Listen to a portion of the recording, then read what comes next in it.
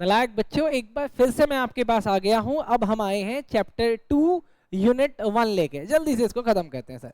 अरे क्या कह रहे हो, गूगल पे दिखा दूं? ये देखो सर, गूगल पे क्या देखोगे? अच्छा, आईसीआई की वेबसाइट पे हम ये लिखे हैं बेटा चैप्टर 2। चैप्टर 2 के अंदर 3 चैप्टर है बेटा, 3 यूनिट है। इन तीनों को हमें खत्म करना है, एक एक करके करते हैं। सबसे पहले हम लोग आज की क्लास में करते हैं chapter 2 theory of demand and supply का यूनिट 1। चलो सर जल्दी से अब लोग रिवीजन के लिए रेडी हो जाओ। Unit 1 law of demand and elasticity of demand. अच्छा, वीडियो अगर लास्ट तक देखोगे तो एक बोनस भी दूंगा। अभी ये नहीं बताया बोनस क्या है, लेकिन लास्ट तक देखना।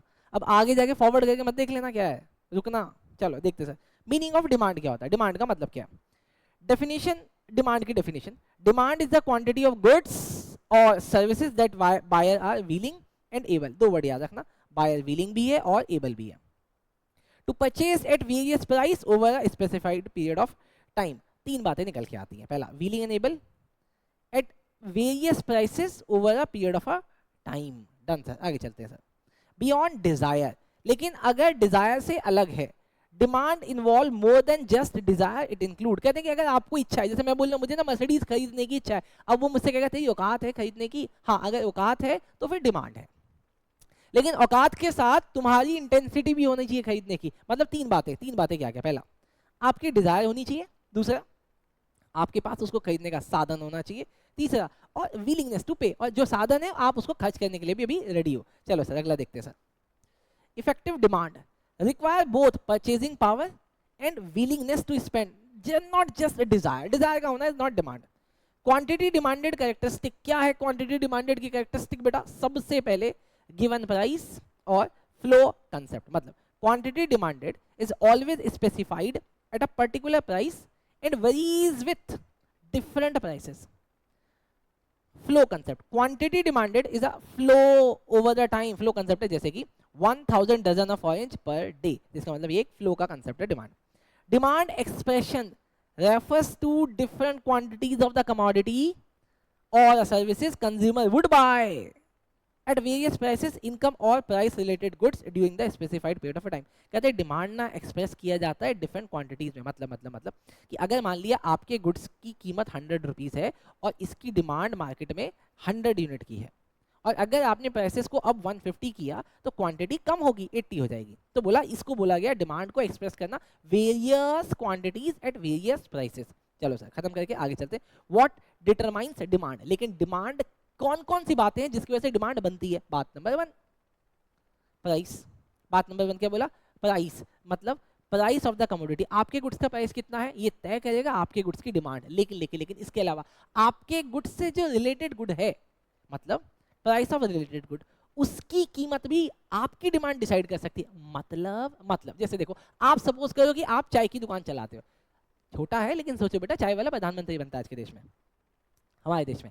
तो अगर आप चाय बेचते हो और सडनली आप एक दिन देखते हो कि आपकी दुकान में बहुत सारे कस्टमर आ गए, आपने बोला हमने तो कुछ किया भी नहीं, वो ऐसा इसलिए हुआ क्योंकि बगल में जो कॉफी बेचता है ना कॉफी, उसने अपनी कीमतें बढ़ा दी थी, तो आपका गुड्स कंपैरेटिवली सस्ता हो गया, तो बोला रिलेटेड गुड। लेकिन जो रिलेटेड गुड होता है बेटा वो दो पार्ट में बटा होता है। पहला, पहले वाले का नाम है बेटा कॉम्प्लीमेंट्री गुड, और दूसरा है बेटा सब्स्टिट्यूट गुड। कॉम्प्लीमेंट्री गुड ये होता है कि अगर एक की डिमांड बढ़ेगी ना तो दूसरे की ऑटोमेटिकली बढ़ जाएगी, ये कॉम्प्लीमेंट्री, दोनों साथ में चलते हैं। अगर लोगों की चाय पीने की इच्छा बढ़ गई है तो शुगर, टी, मिल्क, इन सब की कीमतें, डिमांड अपने आप बढ़ जाएगी। और दूसरा है बेटा substitute good. Substitute good inversely react करता है, कहता है अगर मेरी कीमतें बढ़ गई तो तुम्हारी डिमांड बढ़ जाएगी, अगर मेरी कीमतें घट गई तो तुम्हारी डिमांड घट जाएगी। डन? अच्छा, मतलब एक जगह लिमिटेड, एक जगह अनलिमिटेड, वो क्या, एक जगह पॉजिटिव एक जगह नेगेटिव।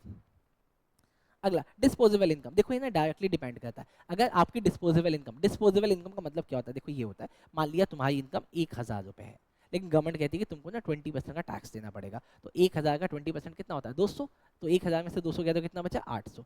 अब ये 800 रुपये आपके पास वो पैसा है जो कि आप खर्च कर सकते हो, लेकिन अगर गवर्नमेंट टैक्सेस के रेट कम कर देती है, वो 1000 में से अब आपको कहती है कि 10% का टैक्स दो, तो आपके पास हाथ में पैसा कितना आया? 900। तो इसका मतलब 800 से 900 होना। तो अगर आपकी डिस्पोजेबल इनकम बढ़े या डिस्पोजेबल इनकम 30% का टैक्स स्लैब लगने के बाद घट जाए तो क्या होता है? तो देखो जिसका इंपैक्ट देखना। अगर आपकी डिस्पोजेबल इनकम बढ़ी है तो नॉर्मल गुड पे उसका क्या इंपैक्ट आएगा और इन्फीरियर गुड पे उसका क्या इंपैक्ट आएगा। नॉर्मल गुड वो जैसे कि हम लोग नॉर्मली खाते हैं, इन्फीरियर गुड वो जो कि मैं खा तो रहा हूँ लेकिन इनकम बढ़ने पे शायद मैं उसको छोड़ दूंगा, मैं नहीं खाऊंगा। जैसे आपने बहुत सारे लोगों को देखा है ना कि वो बहुत ज्यादा पैसा होने के बाद ऑयल छोड़ देते हैं, कहते हैं अब हम पाम ऑलिव ऑयल खाएंगे या ऑलिव ऑयल खाएंगे, जो भी ऑयल खाएंगे मुझे नहीं पता। तो normal good see increased demand when there is a increase in disposable income and vice वर्सा।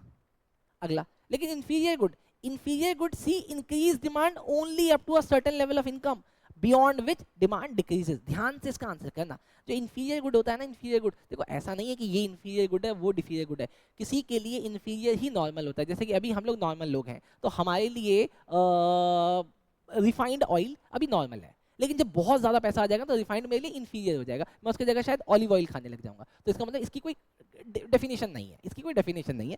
बस आपको ऐसा याद रखना कि नॉर्मल गुड इनकम के बढ़ने के साथ उसकी डिमांड बढ़ जाती है, इनकम के घटने के साथ नॉर्मल गुड्स की डिमांड घट जाती है। लेकिन इंफीरियर गुड जो होता है, इंफीरियर गुड उसकी डिमांड आपकी इनकम बढ़ने के साथ बढ़ती तो है, लेकिन एक सर्टेन लेवल तक। अगर आपकी इनकम बहुत ज्यादा बढ़ गई है तो शायद आप उसको ड्रॉप कर दोगे, अब आप उसकी डिमांड छोड़ो, खरीदना भी पसंद नहीं करोगे। आगे, टेस्ट एंड प्रेफरेंस एक अलग डिटर्मिनेंट है जो कहता है कि अगर मार्केट में प्रेफरेंस चेंज हुई है लोगों की तो शायद आपकी गुड्स की डिमांड बढ़ जाएगी, अब इसका प्राइस से कोई लेना देना नहीं है। अगला, एक्सटर्नल इफेक्ट्स कौन कौन से होते हैं, जैसे कि अब यहाँ पे ध्यान से सुनना। पहला आया डेमोन्स्ट्रेटिव इफेक्ट, अगला आया बैंड वेगन इफेक्ट, अगला आया स्नोव इफेक्ट, उसके बाद आया वेबलेबन इफेक्ट। डेमोन्स्ट्रेशन और बैंड वेगन इफेक्ट को देखना। Desire to emulate others consumption. अब 1 मिनट के लिए मैं होल्ड करके आ रहा हूँ, एक कॉल आ रहा है बेटा, सॉरी। चलो देखते हैं सर, अब ध्यान से मेरी बात सुनोगे तो ये मतलब इसमें से एक एमसीक्यू आएगा, ध्यान से। बोला डेमोन्स्ट्रेशन इफेक्ट। अब मुझे ना तुमसे बढ़िया दिखना है, तुम ले आए आईफोन 13, तो तुमसे बढ़िया दिखने के चक्कर में मैं ले आया आईफोन 15। तो डिजायर टू इमेल्युएट अदर कंजप्शन, दूसरे से बेटर दिखने के लिए मैंने प्राइस को देखा ही नहीं, मैंने किसको देखा, मैंने बस तुमको नीचा दिखाने के लिए गुड्स खरीद के लिया, तो प्राइस से कोई लेना देना नहीं है। अगला, bandwagon effect. Bandwagon effect क्या कहता है, increase demand due to others consumption. अब तुमने आईफोन 13 खरीदा, मैं भी खरीदूंगा आईफोन 13 ही, 15 नहीं, तुमसे बेटर नहीं दिखना, तुम्हारे बराबर दिखना है, तो ये बोला गया बैंड वेगन इफेक्ट है। अगला, स्नोव इफेक्ट क्या होता है, decrease demand when a good become too common. अबे मैं, तूने भी खरीद लिया आईफोन 13, जा अब तो मैं कभी नहीं लूंगा, चाहे कुछ हो जाए, मैं सैमसंग ले लूंगा, मैं वन प्लस ले लूंगा, अब आईफोन नहीं लूंगा। ये क्या कौन सा इफेक्ट हुआ, स्नोव इफेक्ट। आगे, Veblen effect, higher demand for expensive good due to their high price signalling status. मैं गोल्ड पहन के घूमा हूं, ये देखो ये देखो ये देखो ये देखो, गोल्ड पहन के घूमा हूं, पता है क्यों, क्योंकि गोल्ड अभी बहुत महंगा है। अरे सर ये क्या हुआ, वेबलन इफेक्ट, मतलब लोगों को अपनी रिचनेस दिखाने के लिए महंगी चीज मैं महंगे में खरीद के ला रहा हूँ। डन, अभी समझ आ गया। तो सर मुझे चारों चीजें समझ में नहीं, मैं मजाक कर रहा हूँ बेटा, जब बहुत गोल्ड जब बहुत सस्ता था ना तब मैंने खरीद के गले में डाला हुआ है। हाँ हाँ हाँ, चांदी है, चांदी पे कलर चढ़ा है, वेरी गुड। कंज्यूमर एक्सपेक्टेशन, अच्छा ये भी एक डिटर्मिनेंट है कि अगर कंज्यूमर को ऐसा लगेगा कि गुड्स के प्राइसेस बढ़ने वाले, बढ़े नहीं है, वो क्या करेगा, ज्यादा खरीदने लगेगा। प्राइसेस नहीं बढ़े लेकिन उम्मीद में खरीदने लगा कि कल को बढ़ जाएंगे तो कहीं मेरी रीच से बाहर ना निकल जाए। आगे, अदर इन्फ्लुएंशियल फैक्टर, जैसे कि अगर पॉपुलेशन का साइज कैसा है, कितना बड़ा है, या फिर उसमें कौन कौन से लोग हैं, वुमेन्स ज्यादा हैं तो मैं ये बेचूंगा, बच्चे ज्यादा हैं तो मैं ये बेचूंगा। एज का डिस्ट्रीब्यूशन, वही एज वाला बताया। नेशनल इनकम का डिस्ट्रीब्यूशन, कि वहाँ पे आपके देश में नेशनल इनकम कैसी है। कंज्यूमर क्रेडिट एंड इंटरेस्ट का रेट, क्या सस्ता है रेट इंटरेस्ट का, तो शायद आपकी डिमांड बढ़ जाएगी।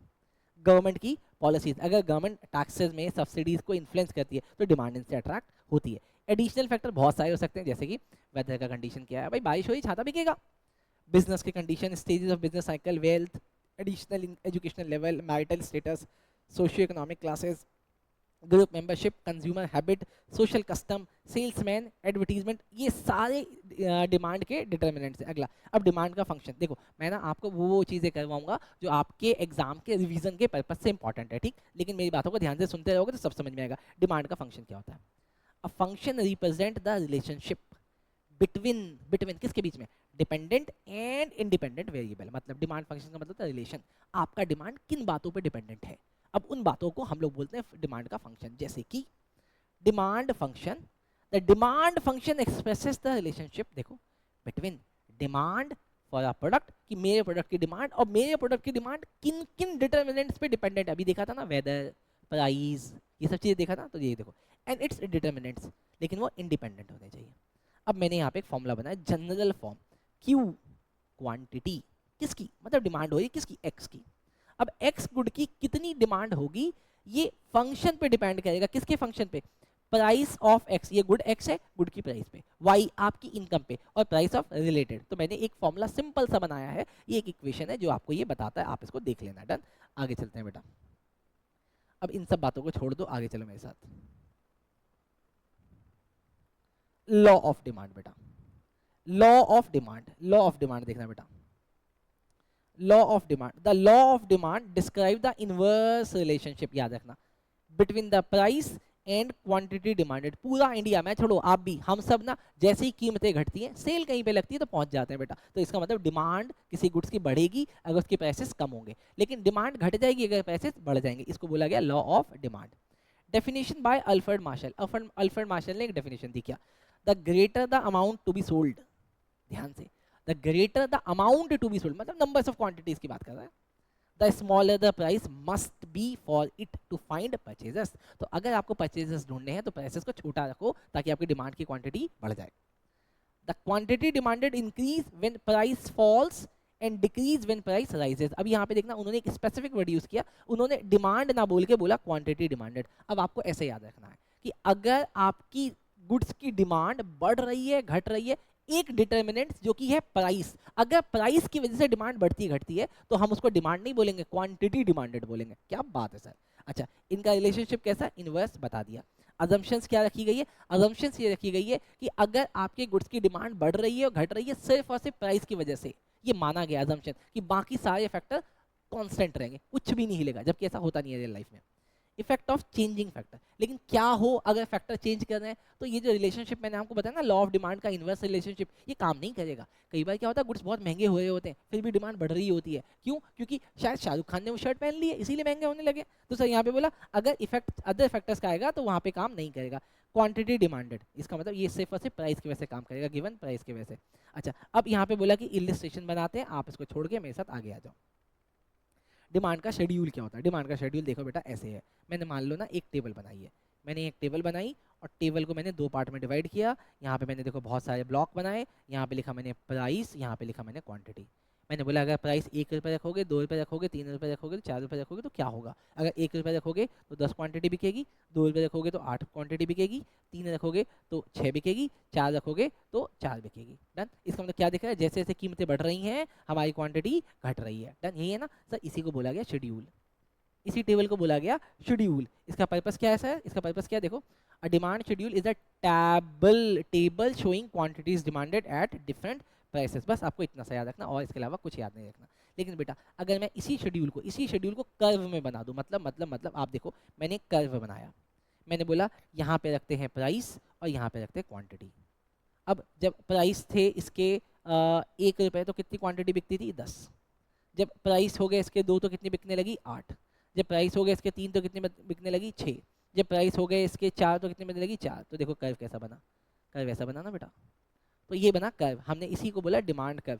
अगर हम एक टेबल को, शेड्यूल को ग्राफिकल रिप्रेजेंटेशन में डालते हैं तो उसी को बोला जाता है डिमांड का कर्व। बस यहाँ पे यही सारी बातें बताई गई। आगे जाते सर, मार्केट शेड्यूल क्या होता है। अभी जो मैंने आपको दिखाया ना प्राइसेस, वो मैंने एक इंडिविजुअल का दिखाया कि एक इंडिविजुअल ऐसा रिएक्ट करता है। एक इंडिविजुअल का मतलब एक आदमी 1 रुपये में 10 खरीदता है, 2 रुपये में 8 खरीदता है, 3 रुपये में 6 खरीदता है, 4 रुपये में 4 खरीदता है। अगर ऐसे में एक से ज़्यादा आदमी को जोड़ दूं तो उन सभी को जोड़ के जो एक नया डायग्राम बनेगा, मतलब उसको जोड़ के मतलब एक नया शेड्यूल बनाऊं जोड़ के कि कीमत 1 पे उसने 10 खरीदा, इसने 8 खरीदा, मतलब आप ऐसे देखो टेबल, शायद टेबल से समझ पाओ। डन। अब यहाँ पे देखो मैंने ये बोला है, ये रखा मैंने यहाँ पे प्राइस, यहाँ पे लिखा क्वांटिटी जो ए मांगता है, क्वांटिटी जो बी मांगता है। प्राइस वही 1 2 3 4, ये मांगता था 10 6 10 8 6 4, ये कितना मांग रहा है 9 7 5 और 3। डन। तो इसको जोड़ दो, 19, मतलब 1 रुपये में 19 यूनिट बिकेगी। तो यही बोला कि कंबाइंड करके बनाना, ठीक है, ऐसे कंबाइंड करके कंबाइंड कर बनाना। तो ये दोनों चीज़ें हो गई, बड़ा सिंपल है, आपको आ गया। अब यहाँ पे देख लेते हैं बेटा rational of law of demand, कि लॉ ऑफ डिमांड कैसे काम करता है और इसकी कितनी, मतलब कितना परसेंट ये ठीक है, ऐसे समझो। डाउनवर्ड स्लोपिंग ऑफ डिमांड का, डाउनवर्ड स्लोपिंग का मतलब, क्योंकि मुझे पता है आपकी डिमांड बढ़ेगी प्राइस के कम करने की वजह से, इसका मतलब इसलिए आपका स्लोप डाउनवर्ड होगा। डाउनवर्ड का मतलब आपका स्लोप कुछ ऐसा दिखेगा, आपका स्लोप कुछ ऐसा दिखेगा, आपका स्लोप कुछ ऐसा दिखेगा। यहाँ पे रखा मैंने प्राइस, यहाँ पे रखा मैंने क्वांटिटी। इस प्राइस पे इतनी क्वांटिटी हम लोग खरीदते थे, मतलब इस प्राइस पे 10 रुपये पे हम 10 यूनिट खरीदते थे। अब आप अपने प्राइसेस को कम करो, लो 9 कर दिया, 9 तो देखो ग्राफ कहाँ चला गया, यहाँ से यहाँ, और यहाँ से क्वांटिटी बढ़ के 12 हो गई। बोलो बात समझ में? उल्टा कर दोगे तो ऊपर चला जाएगा। ठीक, मतलब यही बात करा रहा हूँ बेटा। अगला price effect component, the price effect of a price fall, the substitute effect and income effect. अब यहाँ पे ध्यान से देखना कि ये ना मोस्ट मोस्ट मोस्ट इंपॉर्टेंट है। अब यहाँ पे ऐसे समझो कि आपका प्राइस इफेक्ट कंपोनेंट, ये जो डाउनवर्ड आ रहा है, नीचे की तरफ आ रहा है, किसकी वजह से आता है, प्राइस क्यों फॉल होता है। तो मैंने बोला यहाँ पे आप दो चीजें समझना, पहला सब्सटीट्यूशन इफेक्ट, और उसके बाद अगला समझना इनकम इफेक्ट। सब्सटीट्यूशन इफेक्ट ऐसे समझना कि when a commodity price fall, जब भी एक कमोडिटी के प्राइस फॉल होते हैं तो उसमें ना लोग ज्यादा नहीं खरीदते, नए लोग आ जाते हैं, सस्ता हो गया ना good, it become cheaper relative to other good. मतलब चाय की कीमतें सस्ती हो गई, तो जो कॉफी पीते हैं ना लोग, 10 रुपए में कॉफी पीते थे, 10 रुपए में चाय पीते थे, अब सारे कॉफी वाले चाय पीने आ जाएंगे, leading to the consumer to buy more, या ज्यादा खरीदने लगेंगे of the cheaper commodity and less of the more expensive one. This effect is stronger if goods are closer substitute. तो आपको ऐसे भी याद रखना, ये वाला इफेक्ट ना और तेजी से काम करेगा अगर दोनों बिल्कुल बिल्कुल क्लोजर सब्स्टिट्यूट है, मतलब एक की जगह दूसरे से काम चल सकता है। अब एक बात बताओ, क्या चाय का लस्सी के साथ कोई लेना देना है? नहीं ना, तो वहां पे काम नहीं करेगा। लेकिन फिर भी लोग कहते हैं यार चाय नहीं है तो लस्सी पिला दो यार। लेकिन ऐसा नहीं है कि अब मुझे चाय की ललक है तो मैं शायद कॉफी पी लूंगा, लेकिन लस्सी थोड़ा सा अटपटा लगता है, इसका मतलब ये दोनों क्लोज सब्स्टिट्यूट नहीं है, लेकिन चाय और कॉफी क्लोज सब्स्टिट्यूट है। अब इनकम इफेक्ट क्या होता है? अच्छा एक मिनट यहाँ पे देख लो कि बोला ये जो इफेक्ट है ना सब्स्टिट्यूशन इफेक्ट, ये स्ट्रॉन्ग होगा अगर क्लोज सब्स्टिट्यूट है, लो होगा, इनकन्वीनियंस होगा इन स्विचिंग टू सब्स्टिट्यूट गुड। बोले कि यहाँ पे ना कॉस्ट कम आती, इनकन्वीनियंस है, तो शायद लोग स्विच ना करें बेटा, क्योंकि क्लोज सब्स्टिट्यूट नहीं होगा। अच्छा अब इनकम इफेक्ट देखो, इनकम इफेक्ट ये कहती है अगर किसी गुड्स के प्राइसेस कम हो गए, अगर किसी गुड्स के प्राइसेस कम हो गए, आपकी इनकम तो कम नहीं हुई, उल्टा आपकी इनकम बढ़ गई। इनकम बढ़ कैसे गई? अरे यार पहले वो सामान 10 में खरीदते थे, अब वही सामान आप 5 रुपए में खरीदते हो, तो आपके 5 रुपए बच गए ना, आपकी इनकम बढ़ गई ना, तो इसको बोला गया इनकम इफेक्ट। तो अब इनकम इफेक्ट की वजह से क्या होता है देखो, a decrease price, a price decrease increases real income, उस तरीके allowing consumer to buy more of the commodity with the same money, thus increasing demand provided the good is normal. For inferior good, the income effect may be reduced demand if it is the outweigh the substitution effect. अब यहाँ पे याद रखना जो मैंने आपको बताया ये सिर्फ किसके लिए काम करती है? नॉर्मल गुड के लिए, inferior केस में काम नहीं करती है बेटा। आगे जाने दो बेटा, ये यूटिलिटी मैक्सिमाइजेशन छोड़ दो मेरे साथ जल्दी से। चलो अभी देखते हैं exception of law of demand. देखो आपने देखा law of demand, law of demand क्या कहता है कि सर प्राइसेस घटेंगे डिमांड बढ़ेगी, प्राइसेस बढ़ेंगे डिमांड घटेगी, लेकिन इसका एक एक्सेप्शन है। एक्सेप्शन का मतलब सर लॉ काम नहीं करेगा, कहाँ कहाँ? जहाँ पे कॉन्स्पीशियस गुड है। कॉन्स्पीशियस गुड मतलब सर प्रेस्टीज वाले गुड, सर ऐसे गुड जिससे आपकी वैल्यू बढ़ती होगी, उस केस में आप कीमतें नहीं देखते, जैसे डायमंड, अरे स्टेटस दिखाने के लिए, शो ऑफ करने के लिए। अगला है सर गीफन गुड। अब देखो गीफन गुड ना समझो कि इकोनॉमिक्स के नाम पे रखा गया, लेकिन आप इसको याद कैसे रखोगे? ऐसे Giffen could exhibit an inverse relationship between price and demand, जैसे कि as bread price rise the poor buy more। मैं पुअर से बोल रहा हूँ कि भैया ब्रेड की कीमतें बढ़ रही हैं, तुम खरीद क्यों रहे हो? तुम मत खरीदो, कीमतें कम हो जाएंगी। कहता नहीं नहीं, अगर मैं नहीं खरीदूंगा कल को बढ़ते बढ़ते और बढ़ गया तो ये तो मेरी रीच से ही बाहर चले गया। तो उसने लॉ ऑफ डिमांड का कंसेप्ट ही खराब कर दिया। डन। अगला कॉन्स्पीशियस नेसेसिटीज, ऊपर था कॉन्स्पीशियस गुड, यहाँ पे है कॉन्स्पीशियस नेसेसिटीज। देखो कुछ चीजें ऐसी हैं जो कहने को स्टेटस के लिए है लेकिन अभी जरूरी है, जैसे कि टेलीविजन, रेफ्रिजरेटर। गर्मी के दिनों में हम रेफ्रिजरेटर खरीदेंगे ही खरीदेंगे बेटा। अगला फ्यूचर एक्सपेक्टेशन। अब यहाँ पे ना गरीब और अमीर नहीं देखा गया, बस उसको देखा गया जो ये कह रहा है कि सर कल को कीमतें बढ़ गई फिर, तो सर इसलिए मैं अभी से खरीद के रख लेता हूँ, या मुझे लगता है कीमतें घटेंगी तो मैं अभी खरीद ही नहीं रहा। अगला इनकम्प्लीट इन्फॉर्मेशन या इरेशनल बिहेवियर, तुमको पता ही नहीं है, मार्केट चले गए हो, ना सस्ता देख रहे हो ना महंगा खरीद रहे हो, बस खरीदे जा रहे हो। डिमांड फॉर नेसेसरीज, नेसेसरीज के केस में नहीं लगता, जैसे कि वीट और राइस हो गया, या बेसिक फूड आइटम हो गया, मेडिसिन हो गया। अच्छा स्पेकुलेटिव गुड। अब स्पेकुलेटिव गुड वो होते हैं जो हमने खरीदा ही है, सस्ते में महंगे में बेचेंगे, इस तरीके से। चेंजेस इन अदर फैक्टर, इसके अलावा बहुत सारी, तुम्हारी इनकम बढ़ गई है, या फिर प्राइस रिलेटेड गुड घट गया है, या फिर कंज्यूमर के टेस्ट वेस्ट पे डिपेंड कर रहा है, तो वहाँ पे ना ये सब चीज़ें नहीं लगती। अगला देखते हैं बेटा expansion and contraction of demand. इसको दिखाने के लिए मुझे थोड़ा सा आपको कुछ समझाना पड़ेगा, समझाने के लिए मैं खोल लेता हूँ ये देखो। अभी आप ऐसे समझना, आप ऐसे समझो कि ये रहा आपका एक डायग्राम, ध्यान से समझना बेटा। यहाँ पे लिखा हुआ है बच्चे प्राइस, और यहाँ पे लिखा हुआ है क्वांटिटी, और तुम्हारा एक बेसिक रूल ये काम कर रहा है। सब बेसिक रूल मतलब तुमने डिसाइड किया हुआ है कि तुम इतनी कीमतों पर इतना क्वांटिटी खरीदोगे। डन।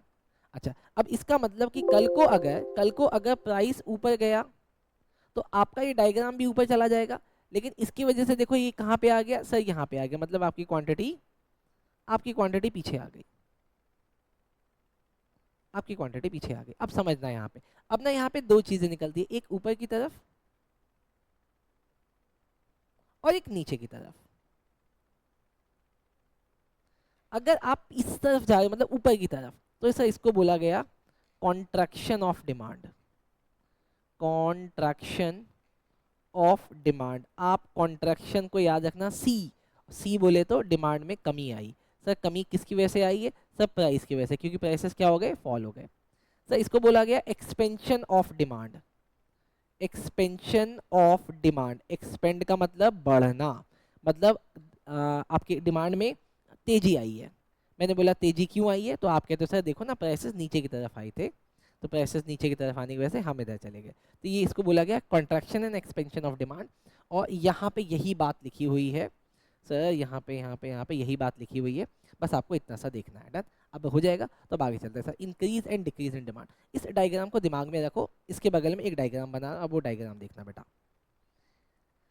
ये रहा मेरा डायग्राम और ये रहा सर वही आपका डिमांड कर्व। ठीक, आप इतने प्राइसेस पे इतनी क्वांटिटी खरीदते थे, लाई कोई थी ही नहीं।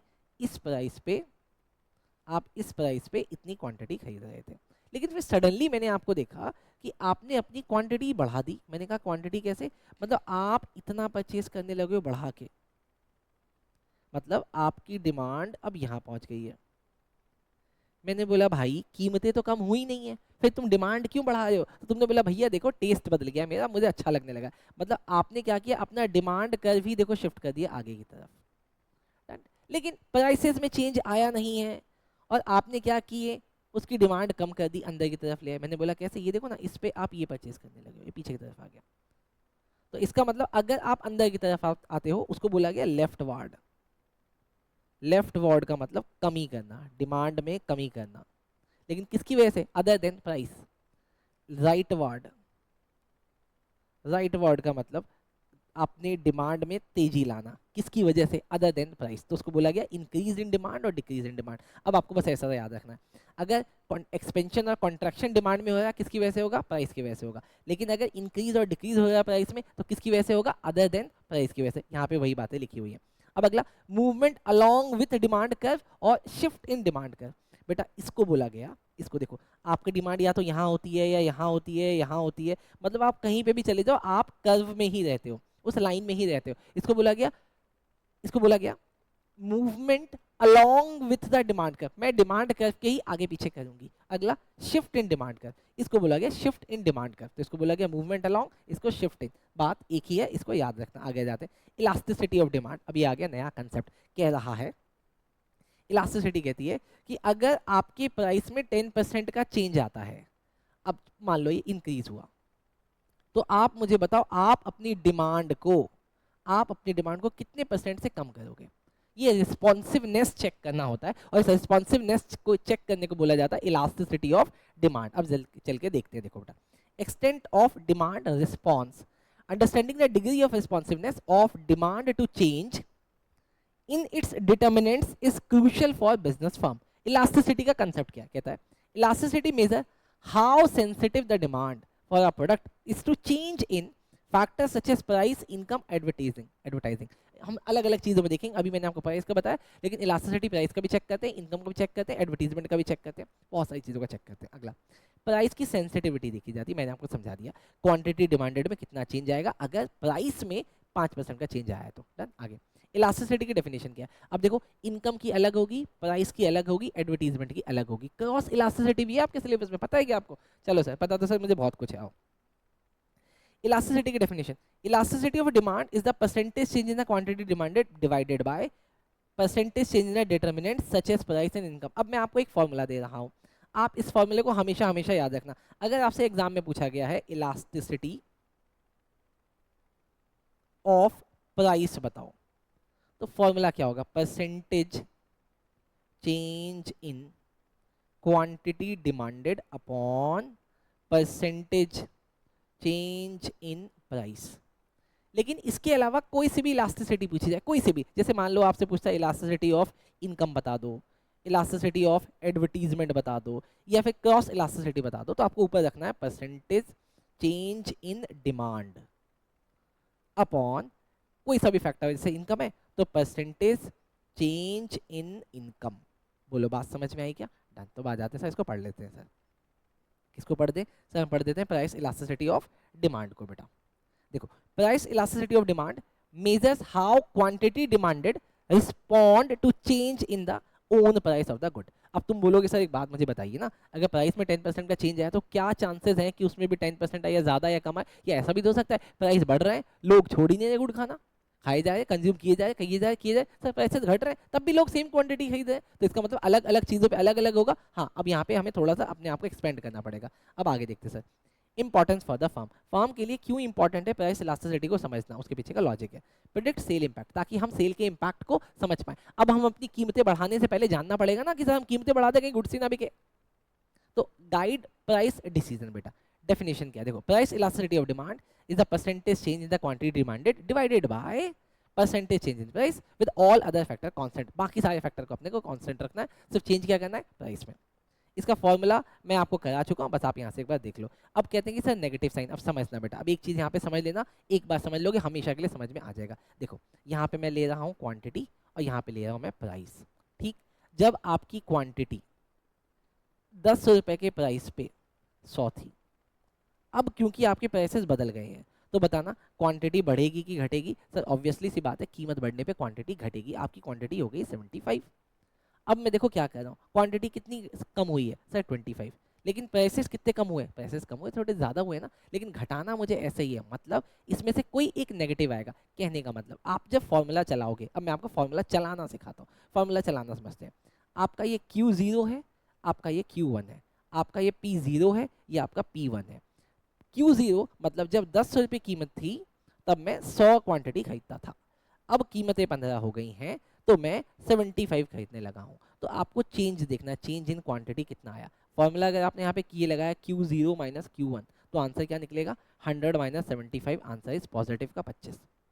लेकिन अगर आपको निकालना है डेल्टा P, मतलब प्राइस में कितना चेंज है, तो यहाँ पे भी आपको वही रखना पड़ेगा, P0 माइनस P1, मतलब 10 माइनस 15, और आंसर आएगा माइनस का 5। तो कोई ना कोई एक नेगेटिव आएगा। अगर आप इसको यहाँ पे बदल दो, यहाँ पे रख दो सर Q1 माइनस Q0, तो यहाँ पे भी रखना पड़ेगा P1 minus P0।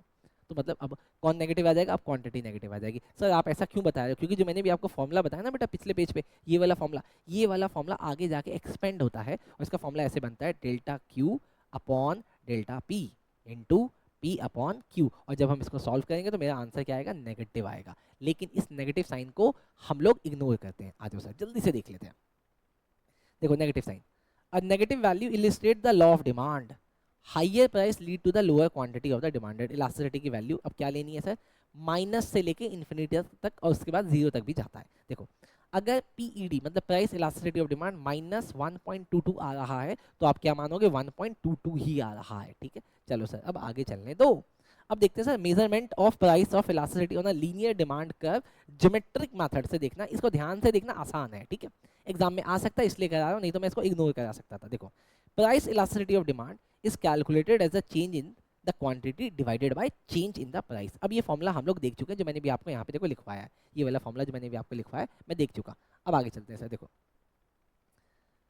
dependence on price and quantity, price elasticity of demand varies along the demand curve because it depend on the both slope of the curve and the price and the quantity.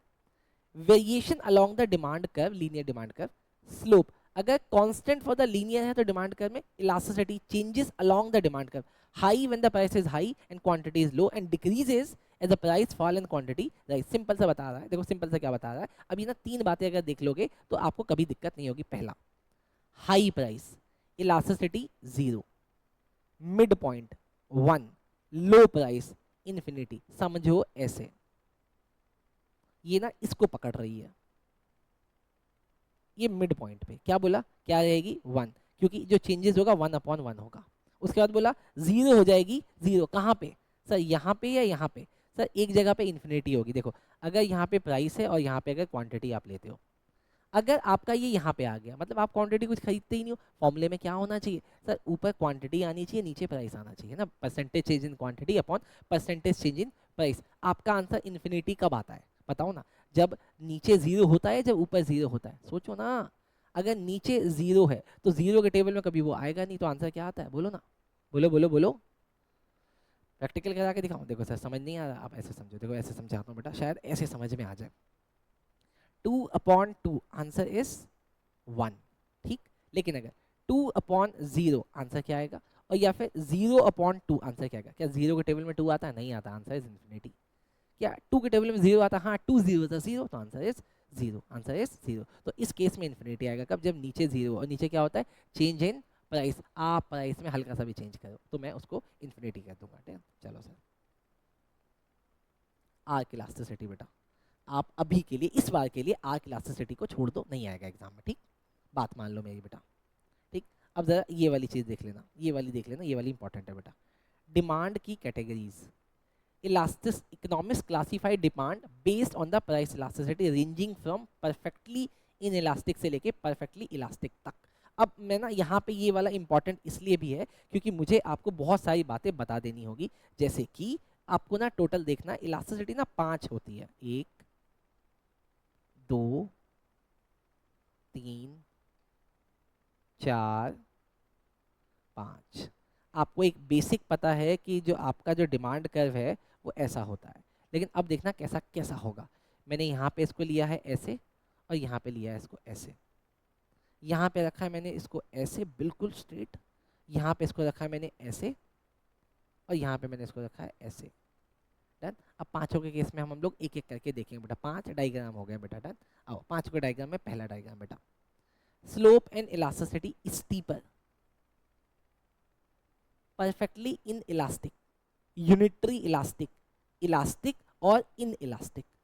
5 चीजें होगी। मैंने क्या बोला sir, पहला unitary elastic, उसके बाद perfectly elastic या फिर परफेक्टली इन इलास्टिक, उसके बाद मैंने बोला इलास्टिक या फिर स्टीपर। अब इसको ना समझना, पांचों को कैसे समझाता हूँ, समझो जरा। देखो आपका जो ये है, यहाँ पे डिमांड में और प्राइस में, ये देखो प्राइस और आपका डिमांड, जितना प्राइस में इंक्रीज आता है डिमांड में उतने ही परसेंट का डिक्रीज आता है, तो इसको हमने बोला यूनिटरी, यूनिटरी, डन। अगला देखना सर, ये देखो प्राइस और डिमांड इतनी थी, मैंने प्राइस को इतना कम किया, इतना देखो नीचे लेके आया, लेकिन डिमांड कितनी सी कम हुई है, और सॉरी डिमांड कितनी सी बढ़ी, बहुत थोड़ी सी, मतलब आपका प्राइस 10% से गिर गया, लेकिन आपकी जो क्वांटिटी बढ़ी सिर्फ 2% से बढ़ी, ठीक। तो ये क्या हुआ, लेस इलास्टिक, इलास्टिक तो है लेकिन लेस इलास्टिक, इसको मैंने बोला लेस इलास्टिक। प्राइस में बहुत बड़ा चेंज करने के बाद भी क्वांटिटी में कोई ज़्यादा चेंज नहीं आ रहा। लेकिन अब यहाँ पे देखो बेटा, ये वाला आपका जब प्राइस इतना था, इतनी क्वांटिटी आप लेते थे, अब आपके प्राइस में थोड़ा सा कमी आया, लेकिन देखो आपने क्वांटिटी कितनी बढ़ा दी, तो ये बोलेंगे हम मोर इलास्टिक, मोर इलास्टिक। अब ना बस ये 3 चीजें देखते हैं, चलो सर। यूनिटरी बेटा, यूनिटरी में क्या होगा, आपका इलास्टिसिटी 1 होता है, इसको डिस्क्राइब कैसे किया गया, देखो percentage change in quantity demanded equal equal equal equal to the percentage change in the price.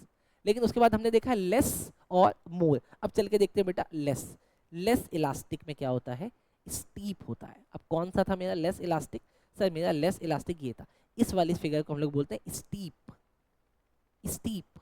अच्छा, लेकिन सर अगर मोर इलास्टिक होगा, कहाँ गया कहाँ गया मोर इलास्टिक, सर ये आया, quantity demanded change more than the price change. तो इस केस में क्या होता है सर, इसको यहाँ पे लिख लो आप फ्लैटर, ये क्या होता है, फ्लैटर होता है सर, डन। ये हो गया सर हमारा फ्लैटर, डन। अब मेरे को सिर्फ 2 चीज देखना, कब जीरो होगा, कब इन्फिनिटी होगा। देखो जब आपका ये प्राइस था आप ये क्वांटिटी मांग, जब आपका ये प्राइस था आप ये क्वांटिटी मांगते थे, प्राइस ये था तब भी ये, प्राइस कम हुआ तब भी ये, प्राइस ज़्यादा हुआ तब भी ये, मतलब आपको प्राइस से फर्क ही नहीं पड़ रहा।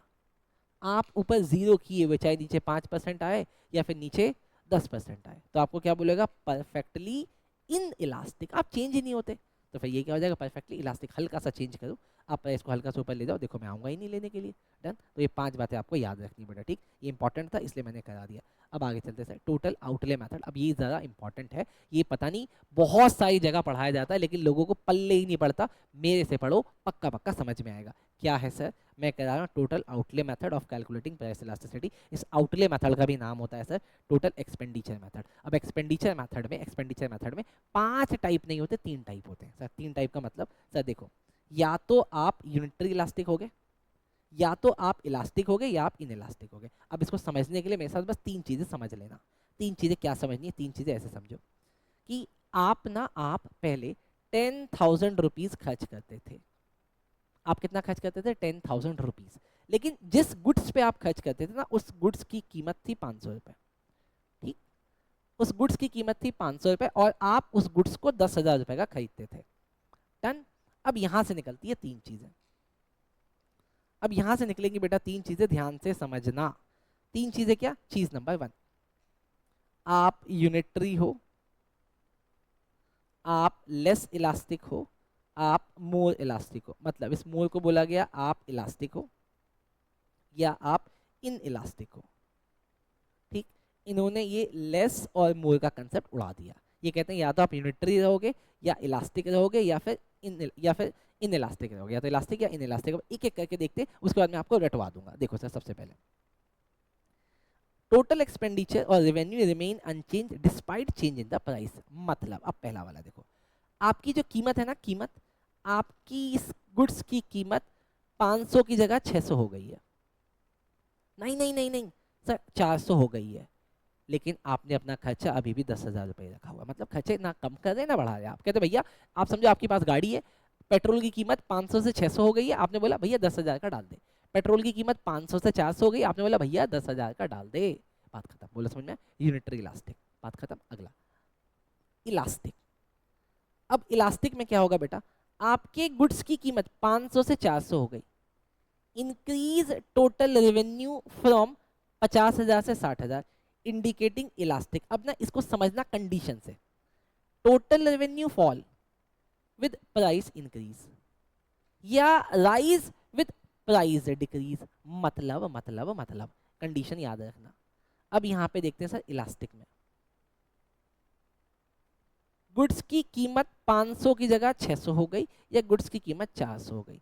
जैसे ही गुड्स की कीमत 500 से 600 होती है, देखो sir, total revenue fall when price increase. आपने क्या किया?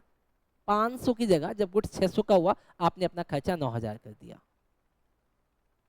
आपने बोला भाई महंगा हो गया, हम नहीं खरीद सकते। जैसे ही गुड 500 की जगह 400 हुआ, आपने अपना खर्चा 10,000 से 11,000 कर दिया। तो इसको बोला गया इलास्टिक गुड। आपके लिए वो गुड मैटर करता है।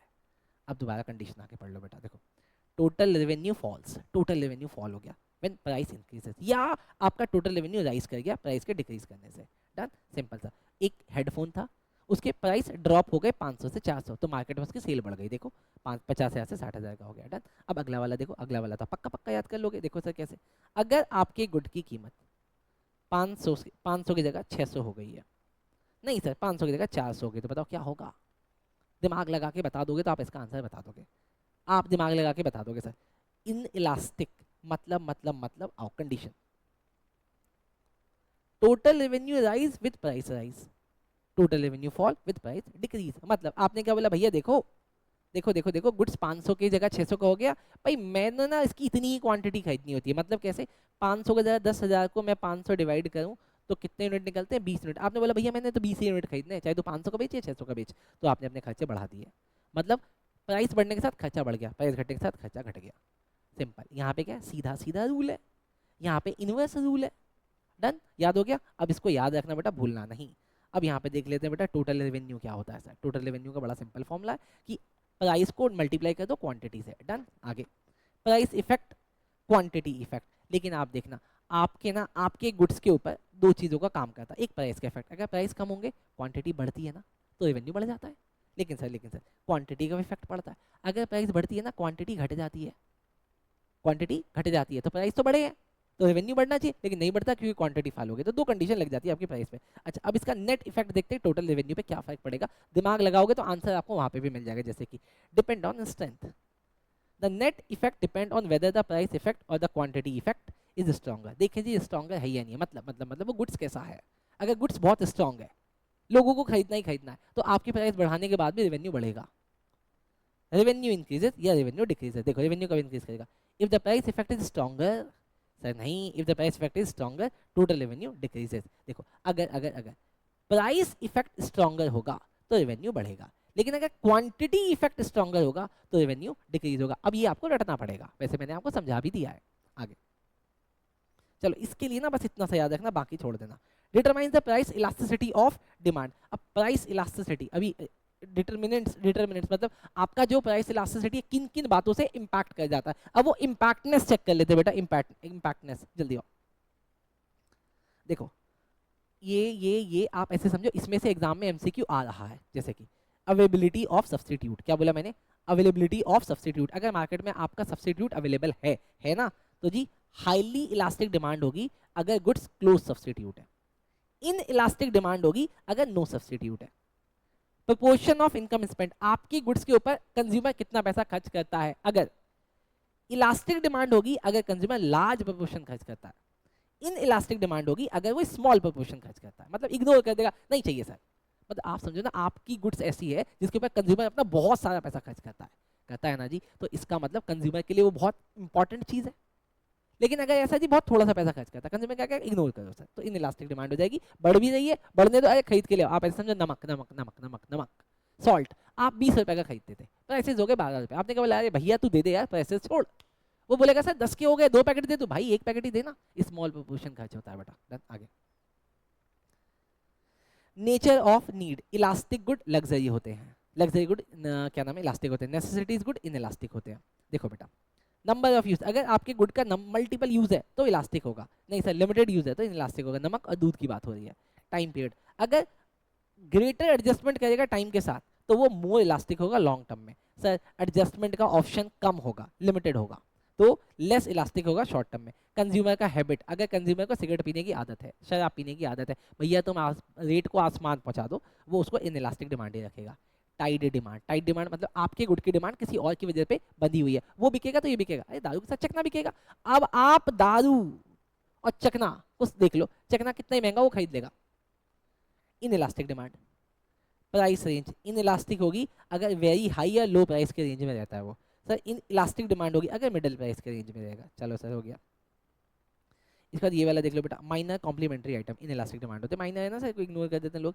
इनकम इलास्टिसिटी ऑफ डिमांड, देखो मैंने यहाँ ना फॉर्मूला वाला ब्लॉक आपके लिए खाली छोड़ दिया क्योंकि रिवीजन में दिक्कत आएगी, लेकिन आप यहाँ पे फॉर्मूला लिख सकते हो, percentage change in demand upon percentage change in price. आपको इसके लिए 3 बातें याद रखनी है, बात 1, बात 2 और बात 3। इलास्टिसिटी 1 होगी अगर प्रपोर्शन जो इनकम स्पेंड करता है वो कांस्टेंट रहे, इनकम के चेंज होने के साथ बदले ही ना। नहीं सर इलास्टिसिटी 1 से ज़्यादा हो जाएगी अगर प्रपोर्शन स्पेंड इनकम में फास्टर देन इनकम है, demand for such good grow faster with income, income के साथ बढ़ जाएगी। लोग लग्जरी गुड ज़्यादा खरीदते हैं इनकम के बढ़ने पे, तो इसका मतलब इलास्टिसिटी लग्जरी गुड की ज़्यादा होती है। और इलास्टिसिटी कम होगी सर किसकी, नेसेसिटीज़ की। अच्छा अब टाइप ऑफ गुड वाले देख लो बेटा। टाइप ऑफ गुड का मतलब normal good, inferior good, luxury good और नेसेसिटीज़। आपको पता है लग्जरी गुड में ज़्यादा होगी, नॉर्मल गुड में पॉजिटिव रहेगी, बढ़ने के साथ बढ़ा देंगे। इंफीरियर गुड में से हम घटा देंगे, इनकम बढ़ने के साथ अब हम वो बेकार की चीज़ें खाना बंद कर देंगे। और नेसेसिटीज़ में लेस देन 1 ही होता है। सर मुझे पता है कि मैं उस पर वैसा खर्च करूंगा ही करूंगा। चलो सर अब यहाँ पे कुछ एग्जांपल दिए, आप इसको इग्नोर करो। क्रॉस डिमांड या फिर cross price elasticity of demand देख लेते। क्रॉस मतलब इसकी वजह से वो देखो, पहले डेफिनेशन देख लो। Cross demand studies how the quantity demanded of a commodity changes due to the price change in the related good.